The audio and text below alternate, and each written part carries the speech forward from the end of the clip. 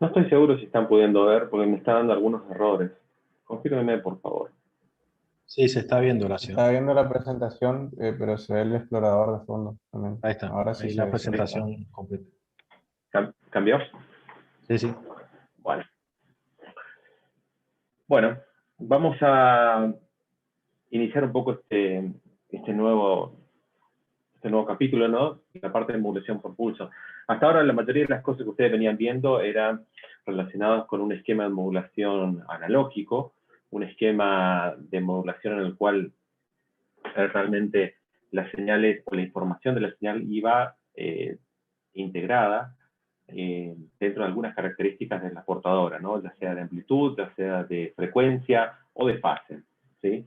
Esto es un poco lo que se estuvo viendo hasta ahora y bueno, han sacado algunas conclusiones, se han mostrado algunos beneficios, algunas, digamos, situaciones en contra, por ejemplo, AM, que por el momento ha quedado casi en desuso, salvo para las transmisiones de AM comercial, ¿no? Entonces lo que vamos a arrancar a ver hoy es el esquema del sistema de comunicaciones, ¿sí?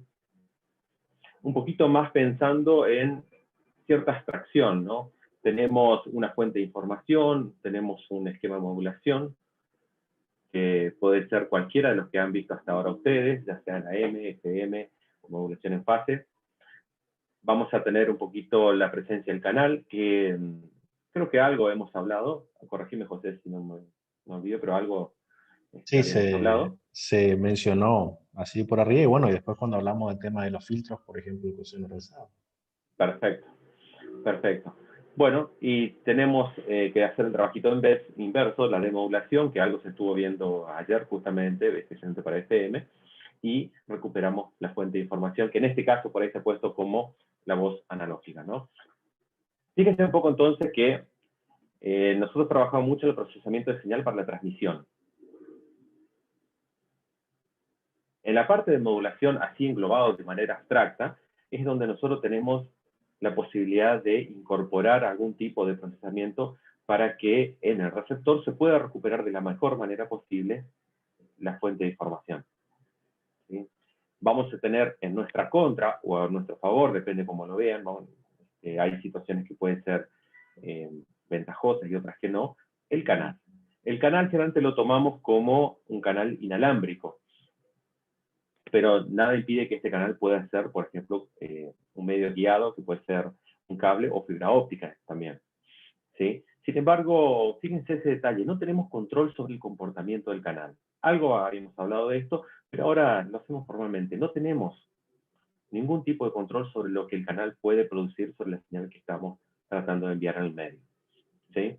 Lo único que podemos hacer es conocerlo, el canal, tratar de comprenderlo, tratar de anticiparnos cuáles pueden ser los, digamos, los deterioros que pueden generarnos sobre nuestra señal y luego, de alguna forma, tratar de compensarlos, ¿sí? Esto es lo que vamos a hacer seguramente en el lado de demodulación o también en el lado de transmisión donde está el modulador, porque si ustedes se dan cuenta, no está definido dónde está el transmisor y dónde está el receptor. ¿A dónde les parecería que a ustedes que podría estar esta división?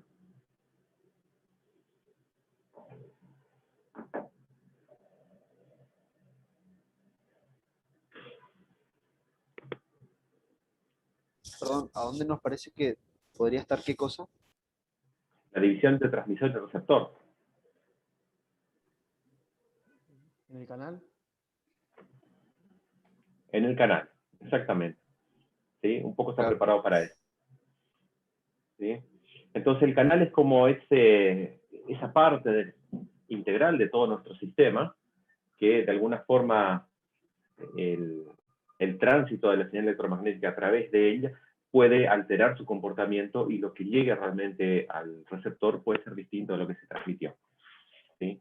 Está en nosotros conocer un poco el comportamiento de ese canal para tratar de compensar esos cambios que produce.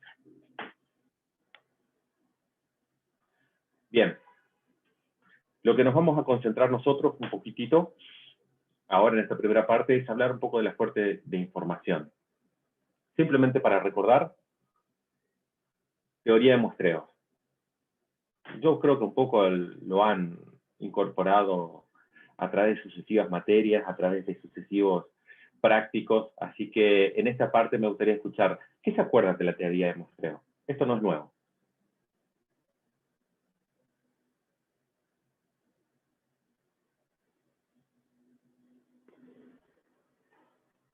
Bueno, hablando de fines muy prácticos, algo fundamental es la selección correcta de la frecuencia de muestreo para evitar el solapamiento del espectro de la señal muestreada.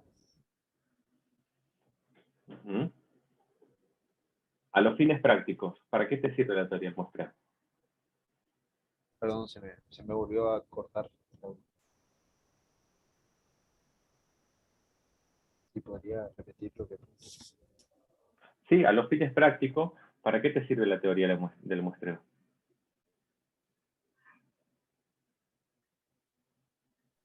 ¿Qué te permite obtener?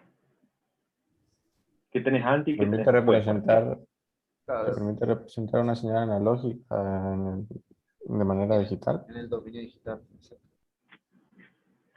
Eh, Todavía no hablamos de digitalización, eso voy a insistir. ¿Sí? Permite representar la señal a través de sus muestras. Claro.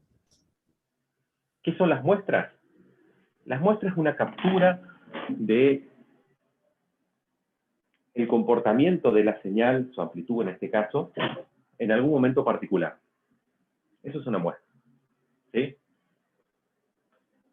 Acá estamos en la teoría matemática, todavía no hablamos de dónde lo vamos a almacenar, ni nada por el estilo, sino que simplemente idealizamos este proceso diciendo que capturamos el comportamiento de la señal en un momento particular.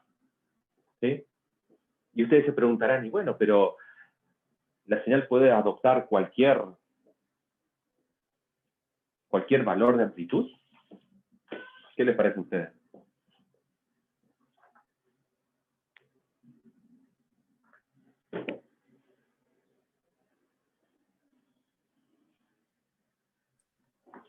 Estamos hablando de la señal muestreada.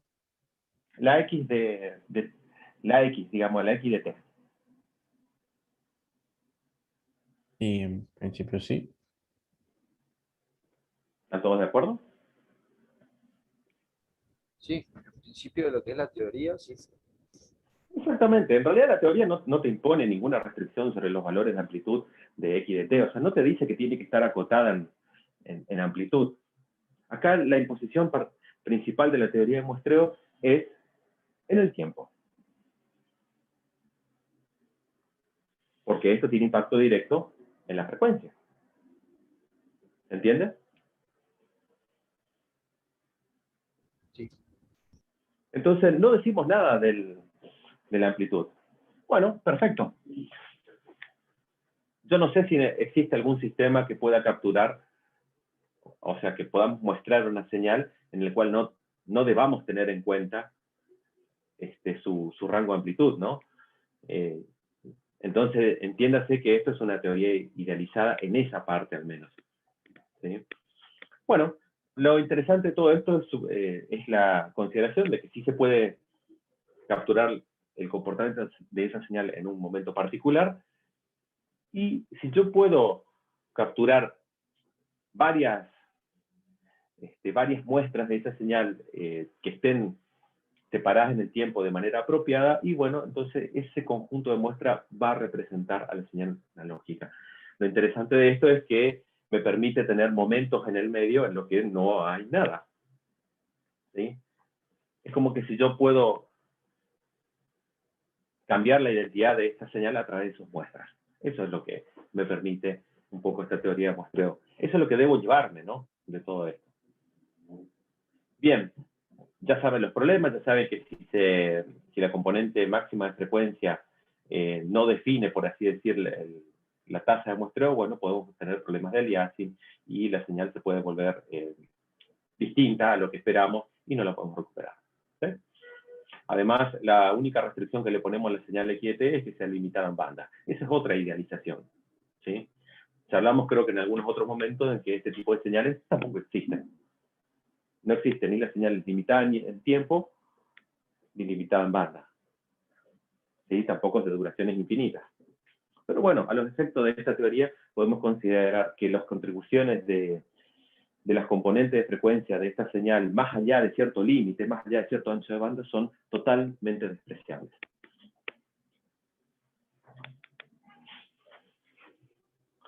Bueno, ¿qué hacemos con todo esto, no? Básicamente lo que queremos encontrar o llegar, digamos, a entender con todo esto es cómo podemos transmitir estas señales originalmente analógicas a través de sus muestras por un canal o a través de un sistema de comunicación. ¿Sí? Esto nos va a llevar un poco a pensar de que esos momentos en los que no hay muestras de la señal, yo puedo rellenar ese tiempo vacío con cualquier otra cosa. Esa es un poco la base del múltiplex. Es decir, si yo puedo representar una señal a través de sus muestras, puedo mezclar señales a través de los momentos que quedan justamente vacíos entre ellas. Eso va a tener un impacto directo en la cantidad de pulsos por segundo que vamos a tener para transmitir esta señal muestrada. Acuérdense que aquí la consideración fundamental es que las señales muestradas suponemos que viajan de manera serial, ¿no? Es decir, enviamos primero un dato, luego el siguiente, luego el siguiente, luego el siguiente. Entonces, el concepto de pulsos por segundo tiene sentido cuando se envían de esa forma, ¿no? Serializados. Bien, entonces, poder aprovechar esto es lo que me lleva a pensar un poco la existencia del múltiplex. ¿Sí? Ustedes saben ya varios métodos de conversor de señales analógicas, ¿no? ¿Alguno en particular? ¿Se recuerden? El paralelo, el más O de ¿Qué aproximación otro? directo. sucesiva, lo que más utilizan los microcontroladores. Bien. Hay varios, ¿verdad? Eso lo ven en otra asignatura, si entiendo bien. ¿Es correcto? Sí, sí. O sea, digamos, por ahí dice veremos, pero no lo vamos a meter en eso, porque eso ya lo ven en otras asignaturas. Pero, ¿qué hacemos con las muestras? Bueno, eso sí vamos a charlar un poquito de qué hacemos con las muestras de eso. ¿Sí? Fíjense un poco entonces que una cosa es la tasa de muestreo, ¿sí? Pero otra cosa puede ser la velocidad de transmisión de datos, el flujo de datos. ¿Sí? Este flujo de datos puede ser igual a la tasa de muestreo, si es que estamos hablando de una sola señal, pero si empezamos a multiplexar, es decir, si empezamos a intercalar entre estos espacios vacíos muestras de otra señal, entonces la velocidad de datos va a aumentar. Claro, estoy poniendo datos entre medio y en el momento que estoy midiendo los pulsos por segundo, veo más pulsos por segundo. Sí, claramente va a aumentar. ¿Sí? Ahora, ¿cómo recupero eso? ¿Cómo puedo desacoplar otra vez las dos señales representadas a través de sus muestras, pero que están mezcladas al poder ponerse entre los espacios vacíos? Bueno, ahí el sincronismo es donde juega un papel fundamental, porque necesito saber en qué momento le corresponde una muestra y en qué momento le corresponde a otra muestra de otra señal. ¿Me siguen hasta aquí?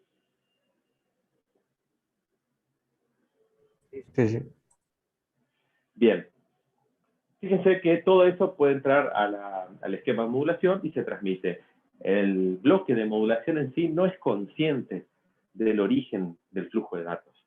Él no sabe nada si es de una señal, de dos señales multiplexadas, de 100 señales multiplexadas. Él no se entera de eso. Él transmite. ¿Ya? Sin embargo, el receptor es el que va a tener la carga pesada de separar estas cosas. ¿Ves? Bien. Entonces, modulación por pulsos analógicas. Ese esquema de modulación que nosotros estamos viendo, se puede, ese teorema muestreo que nosotros estamos viendo, ¿se acuerdan que nosotros podemos pensarlo como que es una señal analógica que está multiplicada por un tren de pulsos, o impulsos en todo caso? ¿Sí?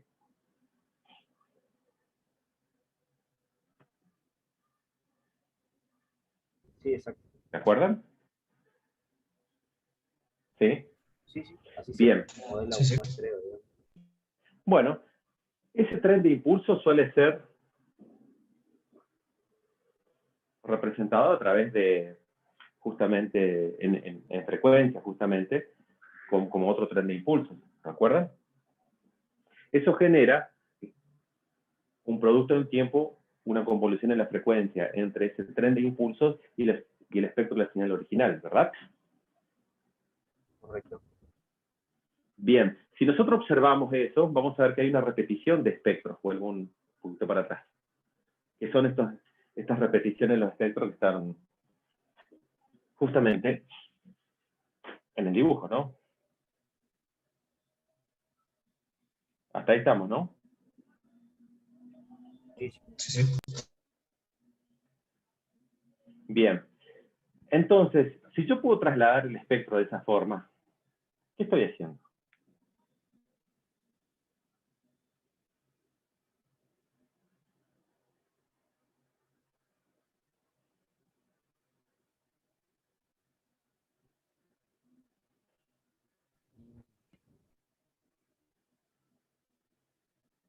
No sé si se refiere a que es por la operación de convolución. Sí, sí, pero el efecto final, ¿a qué se parece? Y a una traslación en frecuencia. Exactamente. Por eso que a veces se le llama también, ¿sí?, modulación. ¿Se entiende? Si me permitís, Horacio, Sí. vos ayer cuando mencionabas la arquitectura de SDR, ¿sí? Con el- no es el demodulador, la etapa de recepción IQ, ¿sí? Hablabas de tener el muestreo de la antena. Ujú, Entonces yo quiero como que retomar esa frase 2 segundos con esto que acabas de decir ujú, para ver ujú. si se puede sacar alguna idea adicional. Bueno, No sé qué opinan los chicos.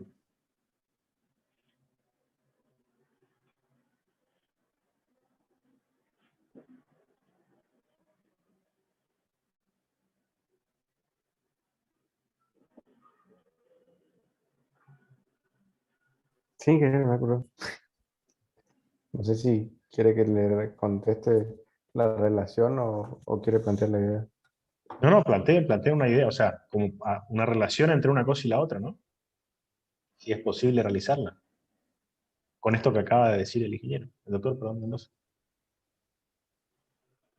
Pero me parece que sí, o sea, es lo que se hace, ¿no? Pues si estábamos muestreando la señal, estábamos haciendo esto exactamente. claro. Agrego una cosita más. El- este asunto del muestreo es un poco una introducción didáctica a este esquema de modulación PAM que vamos a ver un poco más profundamente y formalmente. Entonces, eh, para mí es interesante que quede comprendido de que se puede ver también como una traslación del espectro, ¿sí? Eso quiere decir entonces que si yo le agrego un filtro pasabanda a la salida de ese muestreador, por así de señal, lo que voy a estar enviando ya directamente pasa a ser un esquema de modulación, ¿verdad? ¿Sí? Suponiendo que es una sola señal, o sea, suponiendo que la multiplexación no se haga, ¿sí? ¿Me explico? El problema lo va a tener el receptor, más que nada, porque las muestras de la señal, básicamente esa captura que nosotros hemos hablado, captura un comportamiento de la señal en términos de su amplitud. Y su amplitud puede ser cualquier valor. Ese es un problema. Por eso es que ahora las definiciones que figuran en esta filmina dicen, la modulación por pulsos analógica, ¿sí?, básicamente envía muestras de la señal, pero fíjense, algún atributo del pulso varía en correspondencia 1 a 1 con el valor de la muestra. En este caso, de la amplitud.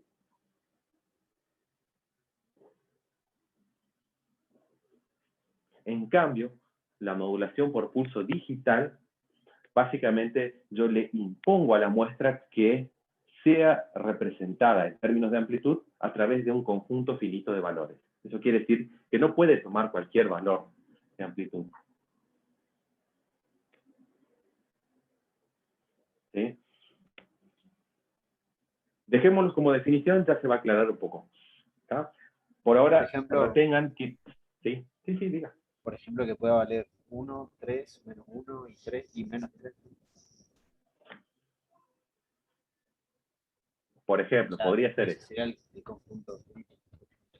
En general, tratamos de que el conjunto finito de valores sea potencia de 2, pero sí puede ser tranquilamente. Ya vamos a ver por qué elegimos que sea potencia de 2, pero por ahora retengan que el teorema de muestreo me permite de alguna forma obtener muestras de una señal. ¿Sí? Se puede pensar como un esquema de modulación, claramente, porque es factible que traslade el espectro. ¿Sí? Esas muestras que yo estoy tomando de la señal, las puedo transmitir, ya sea intercalándolas con otras señales, o no, digamos. Entonces, esto ingresaría a un esquema de modulación que puede ser AM, FM, o directamente trasladar las señales en un espectro distinto al original, a través de un filtro. Entonces, el esquema de modulación no es otra cosa que un filtro pasabanda. Bueno, eso me va a tener varios impactos. Primero, me va a modificar los pulsos por segundo. ¿Sí? En lugar de hablar de una señal analógica que tengo en la entrada de un modulador, ¿sí? O de un mix de múltiples más modulador, lo que voy a tener es un flujo de datos. Eso es lo segundo que hay que acordarse. ¿Sí? Para recuperar, claramente el sincronismo es algo que debemos tener en cuenta. Bien. Las dos definiciones, acuérdense. La no restricción de algunos de los atributos del pulso es lo que me lleva a que sea analógico, y la restricción es lo que me va a permitir llamarlo digital. ¿Sí? Fíjense. Estamos hablando entonces de un esquema de modulación que se llama PAM, donde claramente, ¿cuál es el atributo?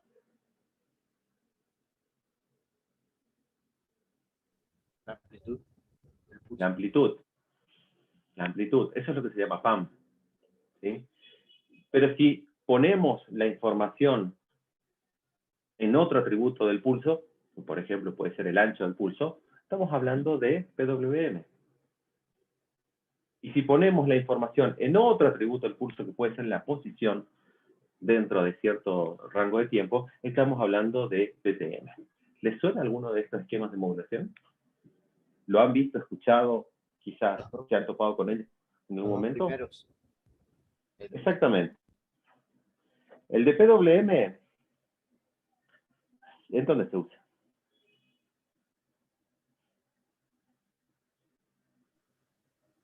La otra materia que está el ingeniero Sebeli, ¿no? Pues en control de motores o en inversores, o bueno, tiene varias utilizaciones, pero las que conocemos y vimos son esas. Claro, pero generalmente no se usa para transmitir información, sino para otros efectos, gracias a otras propiedades que tiene la señal PWM, ¿verdad? Correcto. Entonces, tengamos en cuenta que acá lo estamos observando desde el punto de vista de comunicaciones. O sea, queremos transmitir datos. ¿Ya? Entonces, bueno, estos tipos de modulación por pulsos van a tener su nombre en función del atributo que estemos modificando. ¿Se dan cuenta ahora entonces por qué hablamos de atributos, de alguna característica del pulso para definir cada uno de estos esquemas de modulación? ¿Sí?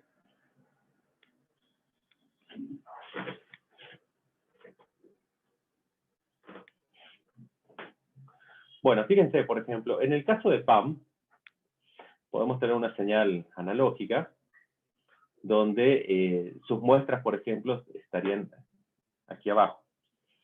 ¿Sí? Fíjense entonces que se puede ver a esta señal f de t, ¿sí? Como que ingresa a un muestrador, ¿sí? Cuya respuesta al impulso es esta, y obtenemos la señal PAM. ¿Ese ciclo de conversión, o ese ciclo de procesamiento se comprende?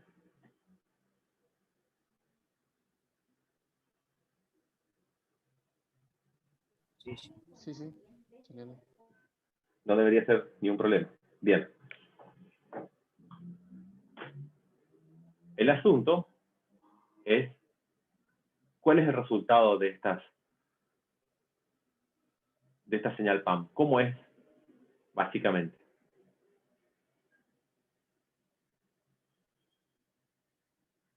Ese es un detalle a tener en cuenta. ¿Sí? Fíjense. Vamos un poquitito más adelante. Esta es la señal que va a tener su espectro en frecuencia, simplemente para comprender, lo que les voy a explicar ahora es simplemente para comprender un poquito un detalle que tienen las modulaciones por pulso analógicas, especialmente PAM. ¿Sí? La idea de multiplicar esta señal por un tren de pulsos, ¿sí? Me va a llevar a tener este espectro.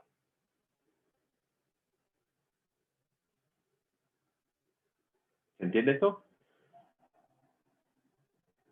Sí, sí. Bueno, el efecto que yo quería que ustedes identifiquen es lo que se conoce como la cresta variante. Es decir, fíjense que originalmente era un pulso perfectamente cuadrado, pero que luego la operación de la multiplicación con la señal adopta la forma de la señal mientras dura el pulso. Sí. ¿Sí?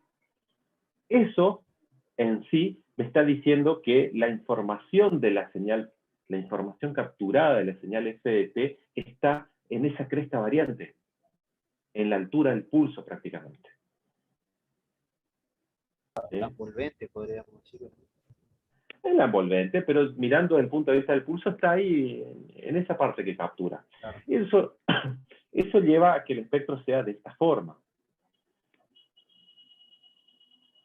¿Sí? Entonces, si yo quisiera recuperar la señal original a partir de este espectro que está aquí, podría hacerla pasar por un filtro pasabajo, ¿verdad? Es como lo primero que se me ocurre a la mente. ¿Y a ustedes?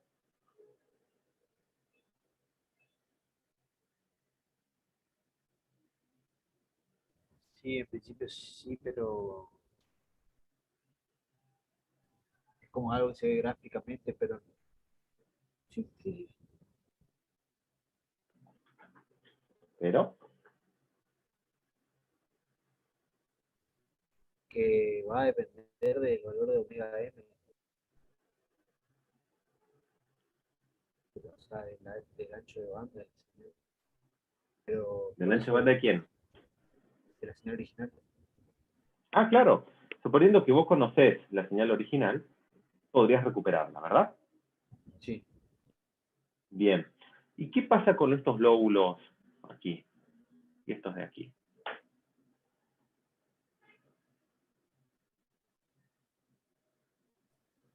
Y deberíamos evitar que se superpongan. Bueno, en principio sí. Y les pregunto, o sea,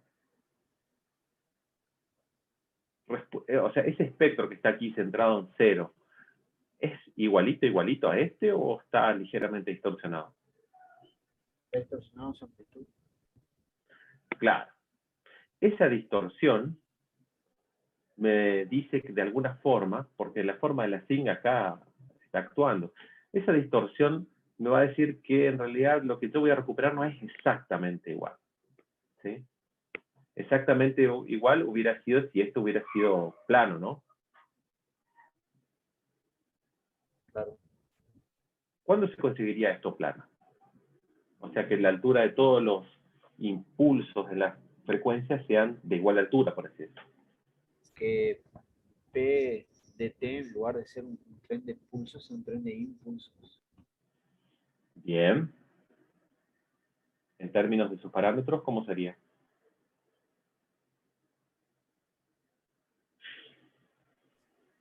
Que se disminuya el tiempo que dura el pulso, Sí, el ancho de tendiendo pulso. a cero, y que claro, se disminuya el ancho de pulso y que incremente su magnitud. Exactamente.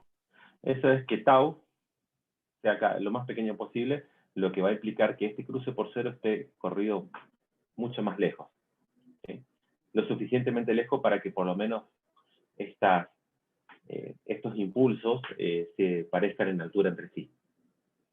¿Estamos ahí? Sí. Bien. Fíjense un poco entonces que si le ponemos un poquito de fórmula, un poco más de fórmula todavía a esto, podemos pensar de que hay una distorsión inherente que se puede modelar de otra forma. Fíjense que ahora en este modelo tenemos la misma CDT, comparado con este, ¿no? Tenemos la misma CDT, pero ahora tenemos un tren de impulsos. Aquí teníamos un tren de pulsos, ¿verdad? Tenemos un tren de impulsos que claramente me va a proporcionar las muestras de la señal, ¿sí? Y ahora voy a tener las réplicas de la señal gracias a que todos los impulsos de frecuencia son de la misma altura. ¿Sí? Pero fíjense que ahora la señal adopta su forma original, no como esta, sino de esta forma, gracias a que yo estoy convolucionando las muestras del impulso con la respuesta de QDT. ¿Sí? Aquí. ¿Eso qué quiere decir? Que ha cambiado un poco el modelo.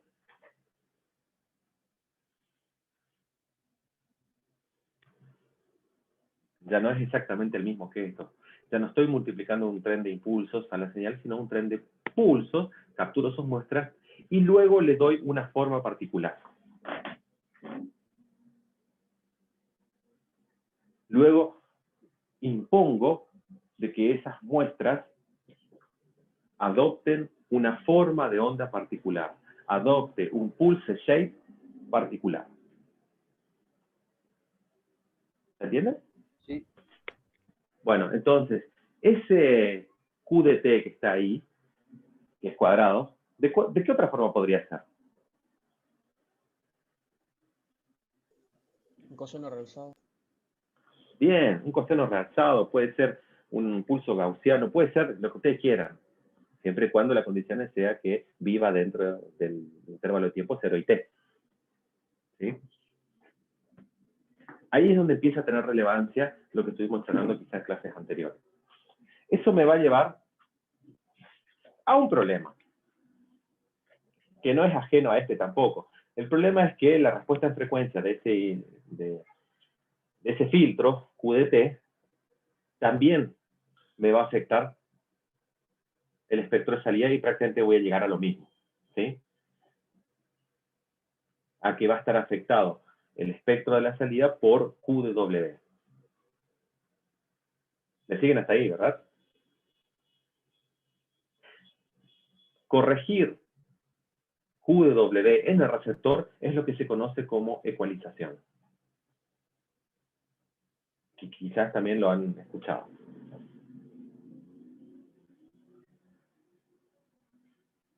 ¿No? ¿Sí? ¿Ecualizar una señal?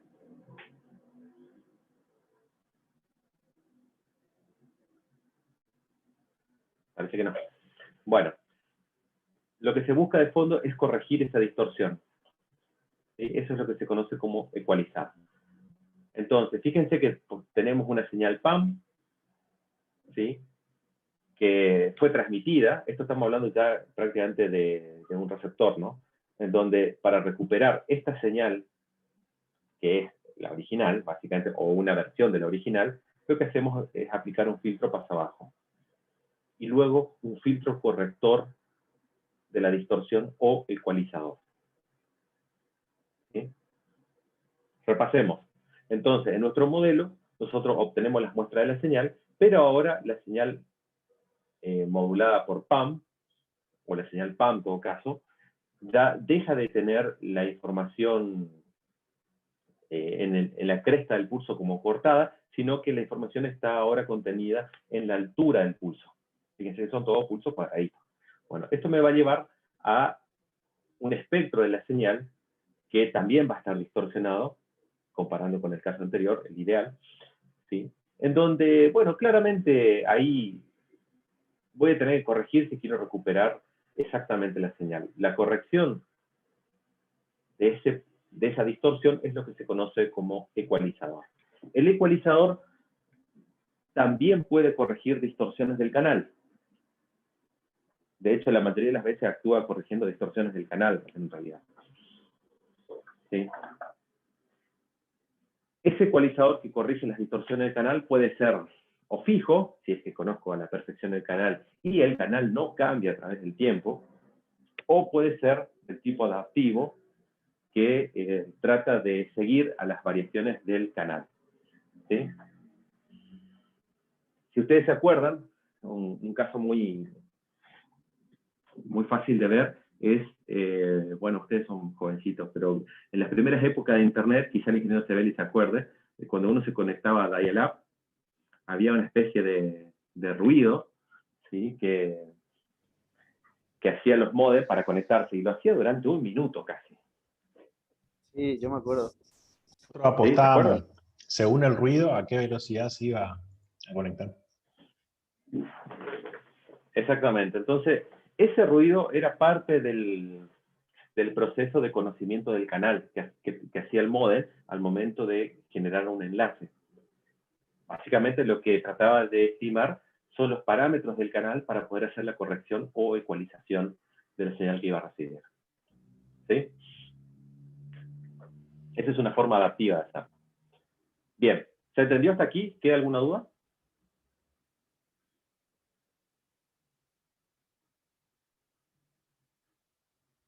Ingeniero, ¿por qué pasamos de modular mediante la cresta y pasamos a la altura? ¿Eso se lo hace por cuestiones de que en la práctica es así o el modelo de la cresta es un modelo ideal? Y lo que pasa es que es un modelo ideal. ¿Cómo vas a representar, por ejemplo, vos la cresta variante? Mediante pulsos. ¿Otra vez? O sea, lo que yo te quiero hacer ver acá es que la cresta variante sigue siendo analógica otra vez. Ah, sí, entiendo. ¿Me explico? Esa cresta en la parte superior sigue siendo analógica mientras dura el pulso. ¿Sí? Y a vos lo que te sirve en términos prácticos es que eso se reduzca a un valor que sea trabajable, por así decirlo. ¿Sí? ¿Se entiende esto? Entonces, una forma es hacerlo por pulsos. Pulsos de altura fija no, de altura variable, pero de techo plano, es decir, que sea como un retenedor de orden cero, para decirlo así. Se entiende. ¿Se entiende? Bien, eso lleva a que empecemos a hablar de este filtro de QDT, que le llamamos como filtro conformador de ondas, forma de onda, filtro de salida también le llamamos, dependiendo de la arquitectura, ¿sí? A que tenga un papel preponderante en el ancho de banda final de la señal que se va a transmitir al medio, en cómo esta señal puede ser robusta frente a problemas de interferencia intersímbolo, que es algo que hablamos también, ¿sí? Y la forma de onda esta va a jugar un rol fundamental después en cómo debemos tratar de recuperar datos de la señal. Eso lo vamos a ver en breve. Pero en principio, fíjense que esto que estuvimos hablando un poco más clases anteriores de la forma de onda del pulso y demás, aquí es donde empieza a aparecer. ¿Sí? Y esta es una forma de modelar. ¿Se entiende? Sí. Bien. Bueno, hablamos también de la necesidad de corrección de distorsión. Esto es el ecualizador. Y bueno, este es un detalle que está bueno mencionarlo, que es el ruido. ¿Sí?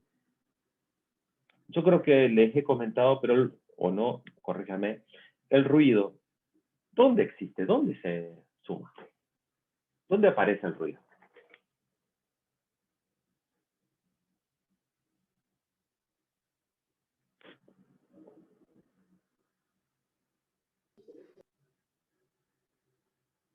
¿A dónde a dónde les parece a usted que empieza a aparecer el ruido en escena, digamos?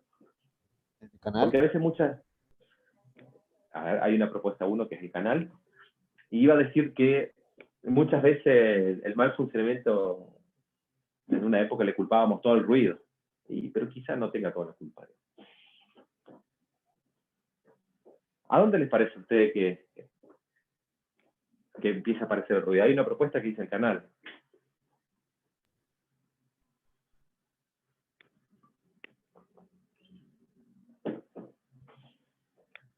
El propio transmisor también puede insertar ruido.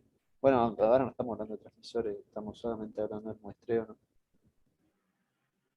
Uh-huh. ¿Puede haber varios tipos de ruidos? ¿O hay uno solo?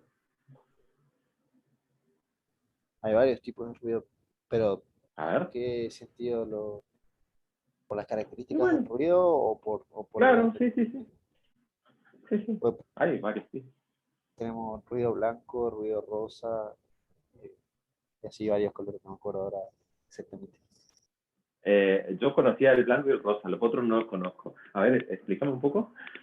O En el amplía un poco. blanco, eh, idealmente, la amplitud de todo el espectro es constante. Es decir, que hay una probabilidad equitativa de la amplitud para todas las frecuencias del espectro. Sí, más o menos, sí. Sí, sí, sí. Y ¿Qué en el más? caso del ruido rosa,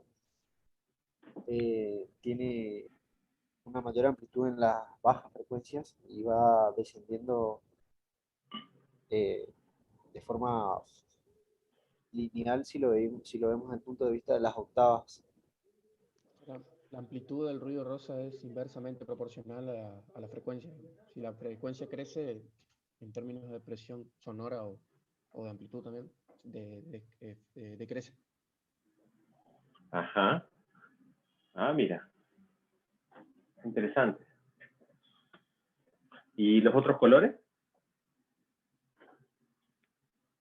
Por lo que recuerdo, el mismo principio, pero decrecen con potencia, por ejemplo, con el inverso del cuadrado de la frecuencia o el inverso del elevado al cubo.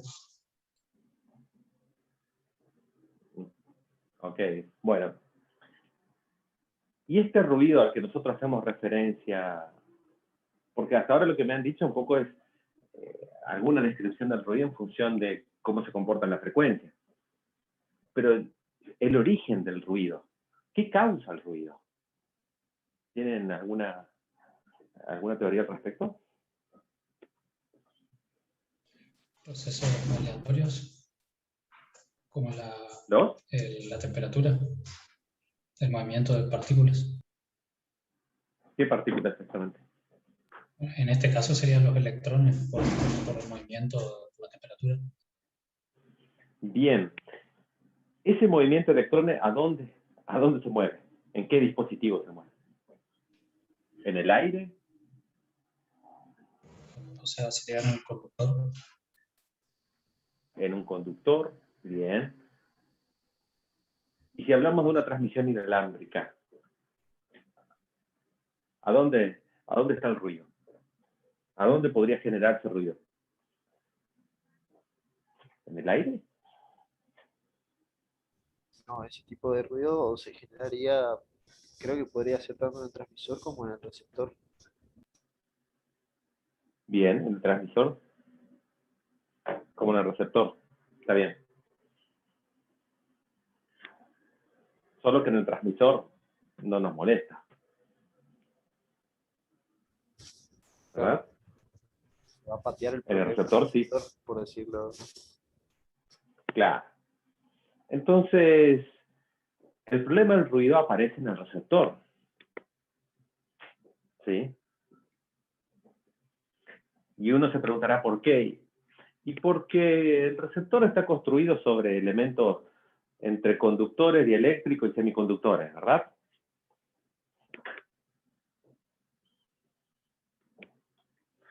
Y hay electrones que su movilidad va a depender de la temperatura. Por lo tanto, su actividad va a estar muy fuertemente ligada a los niveles de temperatura. ¿Sí? ¿Estamos de acuerdo hasta ahí? Existirán otros tipos de ruido de granaña, ruido de rayos, por así decir, que en general, en lugar de ser ruido, más bien son interferencias, ¿sí? Que es muy distinto al ruido. Al ruido, por lo menos este que estamos considerando, que se llama ruido térmico. Este ruido térmico es importante, es súper importante en el receptor. ¿Y qué parte del receptor? En el front-end. Especialmente, ¿se acuerdan cuando veíamos la arquitectura de las SDR, que hablábamos de que hay una primera etapa que es el LNA? ¿Se acuerdan? Ese primer amplificador. El amplificador de bajo nivel de ruido. Y bueno, no por nada se llama de bajo nivel de ruido. ¿Sí? Ese amplificador debe ser el mejorcito que ustedes puedan conseguir para que el sistema de comunicaciones funcione bien. Es el más importante. Y debe ser de bajo nivel de ruido, lo cual implica que seguramente debe ser o debe operar a bajas temperaturas o debe tener correcciones para que haya bajo ruido. ¿Sí? Entonces, habiendo dicho esto, el ruido blanco sí es justamente el ruido que manifiesta características espectrales en todo el espectro, similares en todo el espectro, ¿sí? Pero el ruido rosa es el ruido que está contenido en un ancho de banda. Fíjense que lo que dijeron ustedes está bien, pero podemos simplificar aún más. Es el ruido que está contenido en cierta porción del espectro. ¿Sí? ¿Me siguen hasta ahí? Sí, solo para comentar, también hay algo que se llama ruido azul, que se comporta al revés del ruido rosa. Es decir, aumenta la amplitud al aumentar la frecuencia. Bueno, no es el tipo de ruido que nos interesa a nosotros en comunicaciones, ¿ves? ¿Sí? Sí, Bien. era a modo de comentario nomás. Ok. Gracias. Bueno, entonces, de alguna forma, la presencia de esta señal, que le llamamos ruido, me va a molestar. Me va a molestar y me va a complicar un poco la existencia, especialmente cuando trata de identificar la forma de onda del pulso. De ahí es el motivo de esa figura A que está ahí, que, bueno, para nosotros es fácilmente reconocible que hay 3 pulsos, ¿verdad? Pero si el nivel de ruido es mayor, o sea que se manifiesta que la amplitud de la señal de ruido es mayor, posiblemente nos cueste reconocer que haya algún pulso metido dentro del ruido. Y eso va a ser un problema. Entonces, de alguna forma, estaría bueno poder cuantificar un poco cuál es la relación entre la señal que me interesa a mí y la señal de ruido. Y de ahí surge justamente este indicador que es la relación señal de ruido, que se trata de determinar para los esquemas de modulación. Fíjense que en este caso, la señal de salida, la S sub 0, ¿sí?, de alguna forma es proporcional a la señal de entrada. Entonces, la relación señal-ruido en estos sistemas PAM, bueno, va a resultar igual, o sea que no va a haber una modificación. ¿Sí? ¿Por qué uno dice eso, entrada-salida? Porque originalmente la señal que estoy muestreando puede tener muestras de ruido también. ¿Sí? Entonces, estos pulsos van a contener cierto nivel de ruido a la entrada que se van a manifestar a la salida. ¿Y en qué proporción? La misma. ¿Sí?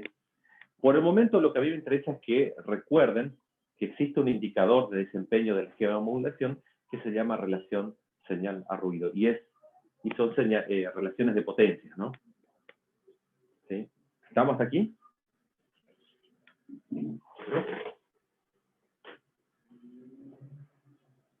¿Hola?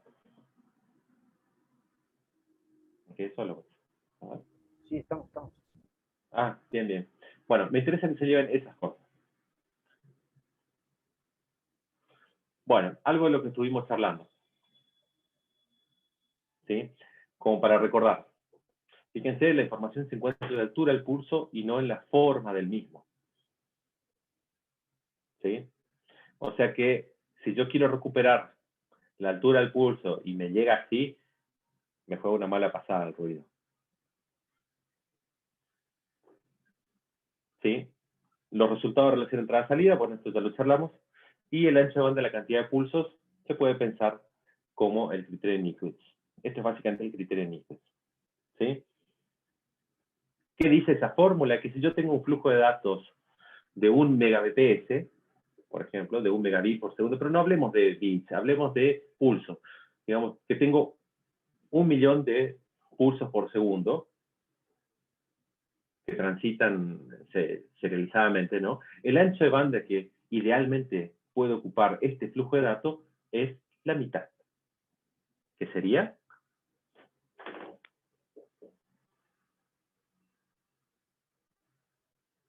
¿Qué sería?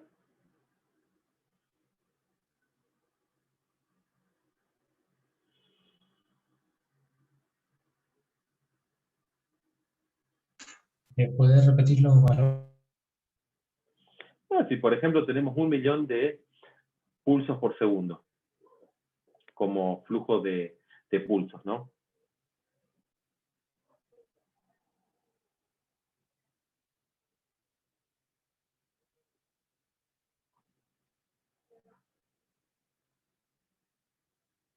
¿Cuál es el ancho de banda que ocupa ese flujo de datos? Idealmente 500 kHz.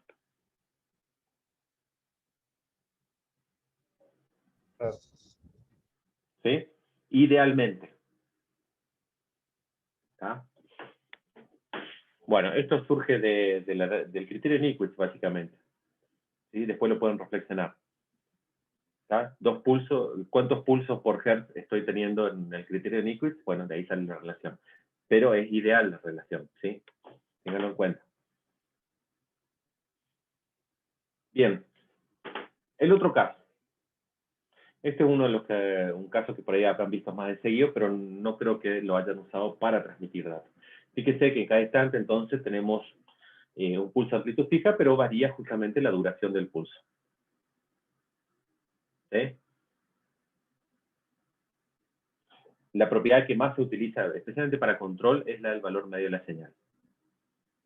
¿Sí? Esto es bastante conocido en el ámbito de control, pero para comunicaciones no se utiliza mucho. ¿Sí? ¿Me siguen hasta aquí? Sí, sí. Bien, perfecto. Sigamos. Fíjense entonces, esto es un ejemplo. En particular, ustedes ya conocen bastante bien cómo es alguna forma de generar señales PWM, pero esto está como para ilustrar. ¿Sí?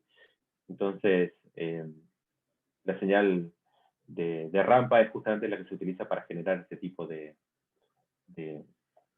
señales PWM. Pasemos rápidamente a la señal de modulación por posición de pulso. Fíjense que ahora la información, ¿dónde está contenida? Está contenida en la posición respecto de la referencia. ¿Sí? Entonces, coménteme un poquitito, si esta es la manera de transmitir información, y yo tengo que codificar, por así decir, una posición de los pulsos para poder relacionar con los datos, ¿cómo se la va a ver el reflector? ¿Cómo piensa usted que el reflector va a trabajar con esto? ¿Qué necesitaría?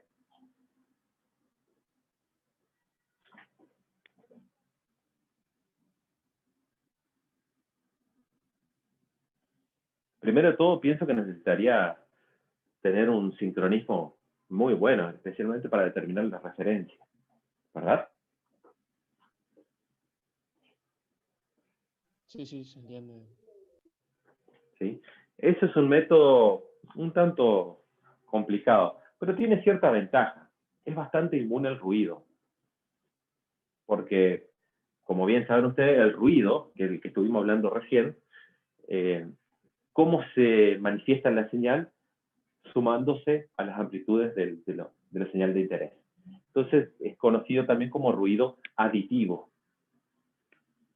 Pero como nuestra información está en la fase, básicamente en la posición del pulso, este esquema es más inmune al ruido con respecto a uno cuya información viaja a través de la amplitud. ¿Sí? Ese es el porqué. ¿Se entiende más o menos? Sí, sí, sí. Bueno, tiene un problemita, ¿no? El problemita está mencionado aquí. Los pulsos deben espaciarse al menos por el ancho efectivo de la respuesta del sistema al impulso. Eso quiere decir que adolece, digamos, el precio que pago por la inmunidad del ruido es que necesito separar bien los pulsos para reconocerlos. ¿Qué pasa si no los separo bien? Fíjense, tenemos el caso A, bien separados, el caso B un poquito más juntos, el caso C se está juntando bastante, el caso D empieza a tener distorsión. Aquí. ¿Son reconocibles todavía los pulsos? La respuesta es sí. ¿Hasta dónde? Fíjense entonces que seguimos juntando los pulsos, seguimos juntando, y llega un momento que yo ya no distingo si es un pulso o son dos pulsos, ¿verdad?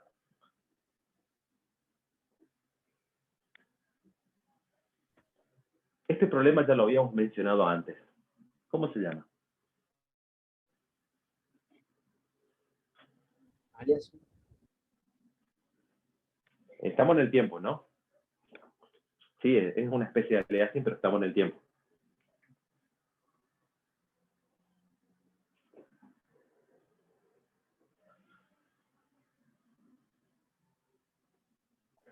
No me acuerdo el nombre, pero era el que usaban el diagrama de ojos para ver un poco Claro, eso. es eso. ¿Cómo se llama? Interferencia de caracteres era o no. Interferencia intersímbolo. Este es el efecto de la interferencia intersímbolo, pero manifestado en un esquema de modulación ppm. Y el efecto es el mismo. El efecto es esta separación, por ejemplo, en el caso A, me está diciendo que a lo mejor estoy transmitiendo, voy a tirar un número, ¿no? 100 pulsos por segundo, ¿sí? Ningún drama. El caso B, quizás estoy transmitiendo 170 símbolos por segundo. El caso C, voy aumentando, te vamos a 200, 250 para el caso D.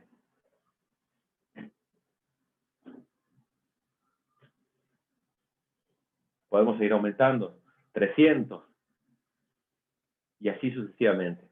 El efecto es ese. La interferencia intersímbolo me va a impedir reconocer si hay un símbolo o dos. Ese es el problema de transmitir pulsos, que en este caso pertenece al esquema de modulación por pulso, pero podría haber sido cualquiera de los otros. Este es el problema de transmitir pulsos por un canal de ancho de banda limitado. Porque fíjense que me está diciendo, los pulsos deben espaciarse al menos por el ancho efectivo de la respuesta del sistema al impulso. ¿Quién determina básicamente el ancho efectivo de la respuesta del sistema al impulso?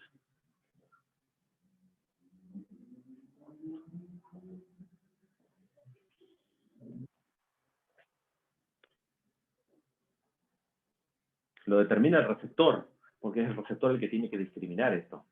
¿Se entiende? Es el receptor el que va a tener problema para entender esto. Entonces el receptor va a decir, no, por lo menos hasta el caso C te acepto. porque después ya no puedo discriminar más si hay un pulso o dos pulsos. ¿Sí? Este es el efecto, o este es el problema de la interferencia intersímbolo. ¿Sí? Que en este caso se muestra bien para el caso de los pulsos ppm, pero también es válido para PAM, es válido para PWM, y todo tiene que ver con que el pulso que se está transmitiendo, fíjense que es un pulso chiquitito, es casi un impulso. Eso quiere decir que me está pidiendo básicamente un gran ancho de banda para la transmisión. ¿Se entiende esto?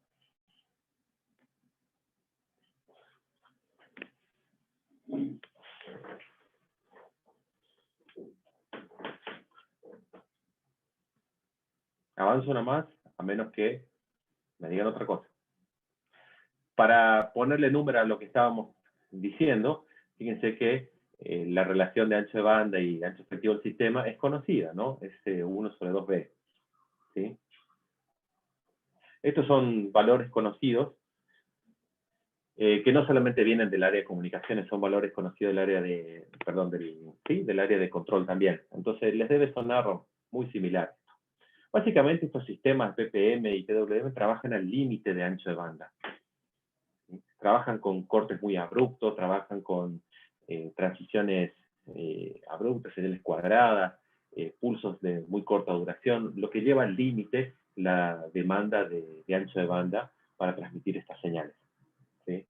No es algo que se utiliza mucho en la práctica para comunicar datos. Sí para otras cosas, pero no para comunicar datos. Bien. Vemos entonces que tenemos esquemas que funcionan como conversión de representación de señales. ¿Sí? Estamos hablando de este teorema de muestreo y demás. Para el caso PWM, ¿sí? El segundo punto se refiere a este específicamente. Y el PPM tiene este detalle, que la relación entre el ancho de banda de la señal modulante y la modulada es de varios órdenes de magnitud. ¿Sí? ¿Alguna pregunta, chicos?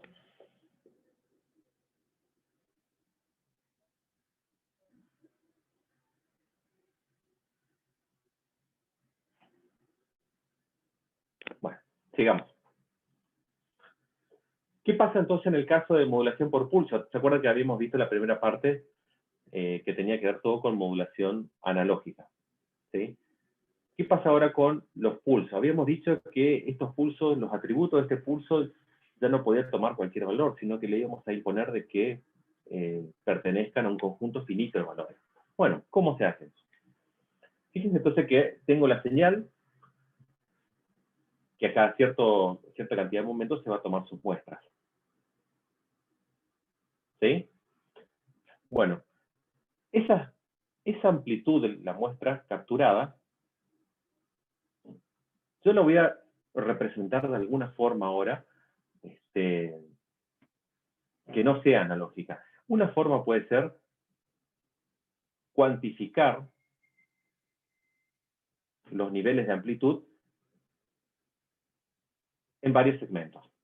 Por ejemplo, aquí están hechos en 8 segmentos, a los cuales, si yo lo cuento en binario, me alcanza con 3 bits para poder representar unívocamente cada uno de estos segmentos. ¿Me siguen? Sí. Bien. Por lo tanto, ¿qué utilidad podría tener que yo ahora a la muestra, a su amplitud exactamente, la codifique con un valor 010 que corresponde al segmento 3? ¿Qué utilidad puede tener?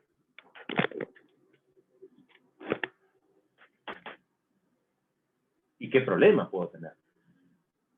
Bueno, como utilidad, fíjense que estoy mapeando un poco del valor de amplitud analógico a uno discreto. ¿Sí? Ahora tenemos segmentos que se pueden contar, que van a poder representar cada una de estas muestras. ¿Sí? Como desventaja es, ¿qué pasa si la muestra está por acá y la siguiente muestra está aquí, ¿sí? Y no tengo suficiente precisión para digamos, para esa muestra, porque prácticamente esta señal muestra aquí, y si se muestra aquí o aquí o aquí, todas le corresponde el mismo valor, o sea, el nivel 7. Entonces, eso es un punto en contra que se puede reducir su problema hasta cierto punto, ¿sí? Lo importante es que podemos mapear el nivel de amplitud de la señal, que es analógico, que puede adoptar infinitos valores, a uno discreto, contable. Ese proceso se llama cuantización. Fíjense entonces que en este proceso tenemos un muestrador, tal como el que vimos anteriormente, que me va a proporcionar las muestras de la señal, y luego me las va a digitalizar. ¿Por qué? Porque las muestras que son cuantificadas, ¿sí?, me proporcionan este mapeo y la señal ahora pasa a ser digital. Recién ahí. Bueno, fíjense entonces que las muestras que yo tenía de PAM, una muestra de la señal, ahora ya la altura del pulso de ese PAM ya no puede ser cualquiera. Va a tener que pertenecer a uno de estos 8 niveles, en este ejemplo, ¿sí? ¿Cómo hago para transmitir eso entonces? ¿Y qué utilidad tiene? Bueno, fíjense que cada uno de estas codificaciones se puede pensar como un patrón de pulsos. Ah, qué bueno. Resulta que antes yo mandaba un pulso, ahora tengo que mandar 3 para el mismo dato. ¿Dónde está la ganancia? ¿Sí? Encima lo tengo que mandar en el mismo tiempo. Por lo tanto, se triplica la cantidad de pulsos por segundo. Bueno, avancemos un poco más para ver si esto realmente tiene sentido. Repito, ahora las muestras PAM pasan a ser cuantizadas, con lo que ahora la señal se convierte en digital. La amplitud de ese pulso original en PAM ahora ya no puede ser cualquiera, sino que tiene que caer en alguno de estos 8 segmentos para este ejemplo particular. ¿Cómo hay que pensarlo a PCM? PCM es Pulse Code Modulation. Es justamente cómo se le llama a esta señal luego de representar sus muestras en este tiempo a través de un código. ¿Sí? La palabra lo dice todo. Modulación de pulsos por código. ¿Sí? El secreto está en pensar esto a cada muestra PAM como un tren de pulsos. El precio que voy a pagar aparentemente por hacer uso de este sistema es que se va a triplicar los pulsos por dato. Bueno. ¿Cómo va a ser el receptor? Vuelvo una más. El receptor ahora va a tener el trabajo de no solamente detectar la presencia de un pulso, sino que tiene que detectar el patrón de pulso. Y ahí recién tomar la decisión de qué tipo de dato es. ¿Sí? ¿Qué ventajas tiene? Es mucho más inmune al ruido. Esa es la mayor ventaja que tiene. Esto es un antes y un después en las comunicaciones, a pesar de que ahora no se note. Y usted me dirá, bueno, ¿qué ejemplo hay de esto? Un ejemplo clásico es, si ustedes tuvieron la oportunidad, cosa que no creo, de hablar por teléfono a Buenos Aires. El ingeniero Sebeli le puede contar eso.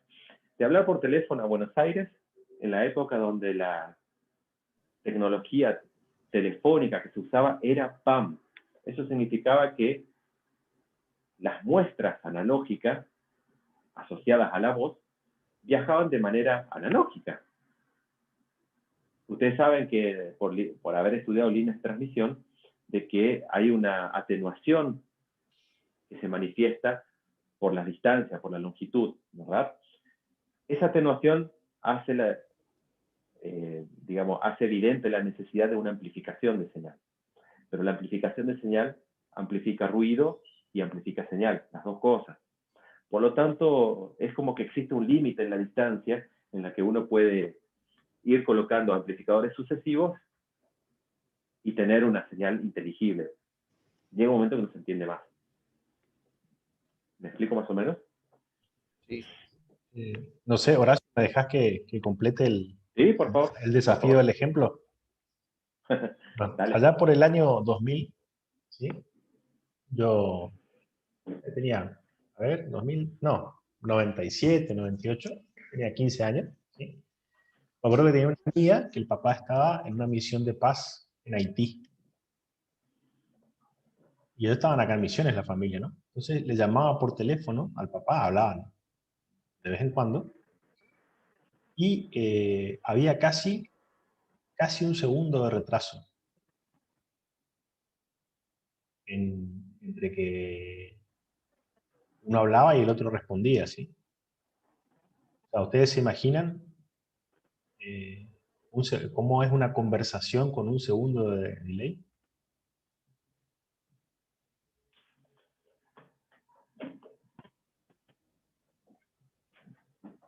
No, parece que no. No, ¿están ahí, chicos? Hay que decir cambio cada vez que uno termina de hablar. Bueno, Ya, pero vos decís la cambio, pero conversación, llega un segundo tarde. la conversación con delay es Claro. más o menos esta conversación que estamos teniendo, en donde hay que preguntar, ¿están ahí? Bueno, esa es una conversación con delay.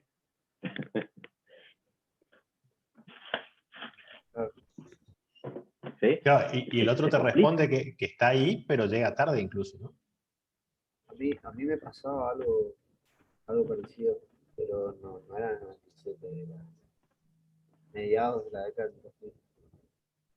Tengo una tía que vive en Israel y me acuerdo siempre, muy pocas veces que nos comunicábamos y también tenía muchísimo que llamar.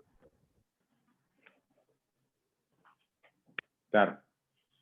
Bueno, entonces, este tipo de problemas, de delay, bueno, tiene que ver un poco con justamente toda la actividad en el medio que tiene que hacerse la señal para que llegue hasta donde está uno, ¿no? Y en particular PAM solamente se amplificaba, ¿sí? Entonces, escucharle hablar a una persona de aquí hasta Buenos Aires, y realmente se le escuchaba como frituras de fondo, se le escuchaba muy mal, para serle sincero.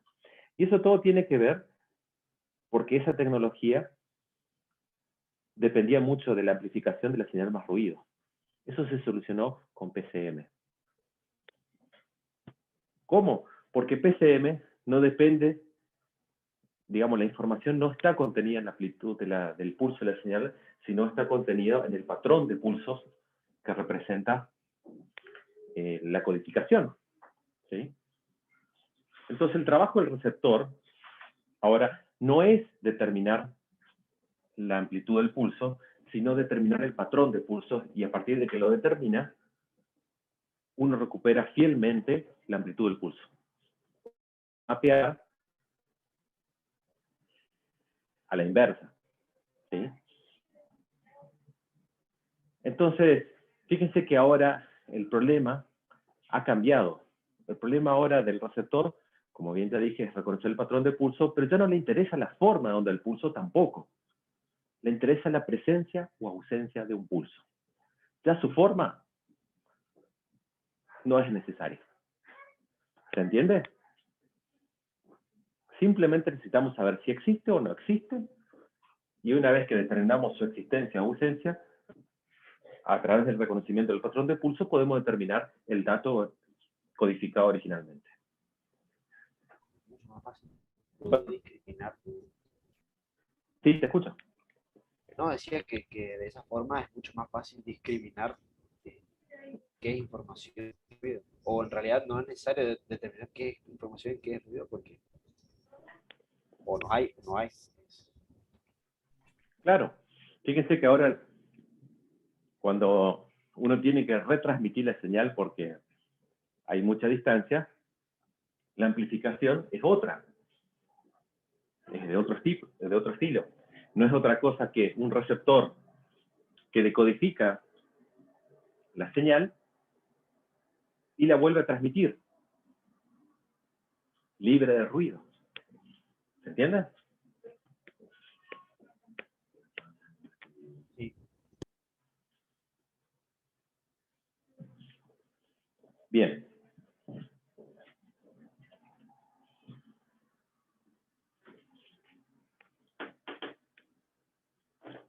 Ahora bien, ¿qué tipo de pulsos? Bueno, estuvimos hablando de algunas formas de onda de pulso, pero hay otras que a modo de repaso nada más, existen y se usan mucho en transmisiones cableadas. ¿Sí? Sigue existiendo problema de sincronización, o sea, la sincronización sigue siendo un problema todavía que hay que resolver tanto en canales cableados como en canales inalámbricos. Entonces, fíjense, ahí arriba está la codificación PCM, un tren de pulsos, ¿sí?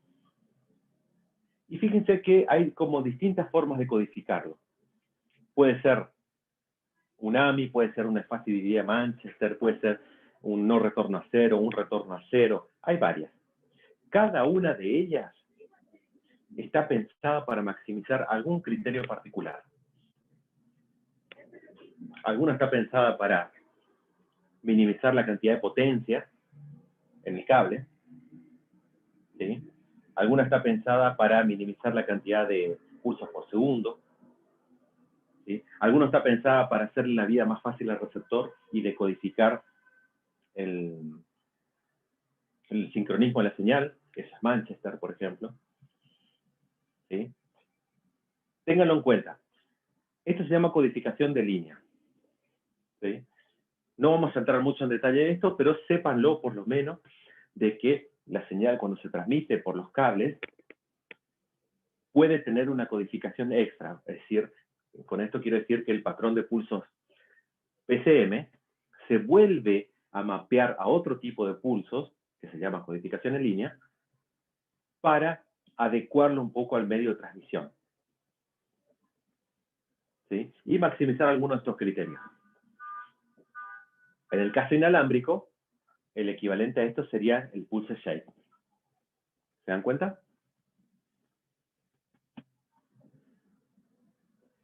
¿No? ¿Sí?